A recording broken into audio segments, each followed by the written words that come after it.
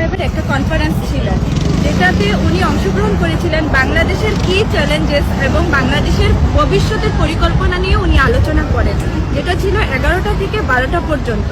তো এই সমাবেশে আমি অংশগ্রহণ করি একজন প্রেসের সদস্য হিসেবে। তো উনি বক্তৃতা প্রদান করেন প্রথমে 1 ঘন্টার মতন। উনি বাংলাদেশের পরিস্থিতি, বাংলাদেশের রাজনীতি, বাংলাদেশেতে ওনার কিভাবে ওনার আগমন হয়, উনি বাংলাদেশকে কিভাবে নতুনভাবে রিফরমেশন করবেন। তো উনি সেখানে বাংলাদেশের কিছু কি পয়েন্টস নিয়ে কথা বলেন, যার মধ্যে প্রথম ছিল রিফরমেশন। তারপরে উনি অনেকগুলা পয়েন্ট আসলে ওনার মতো করে ব্যাখ্যা করেন যে উনি আসলে কেমন বাংলাদেশ চান, কি করলে বাংলাদেশ আসলে আরো সুন্দর হবে, বা রেমিটেন্স নিয়ে, ট্যাক্স নিয়ে, বাংলাদেশের এই সমস্ত বিষয় নিয়ে উনি কথা বলেন, অর্থনীতি থেকে শুরু করেন।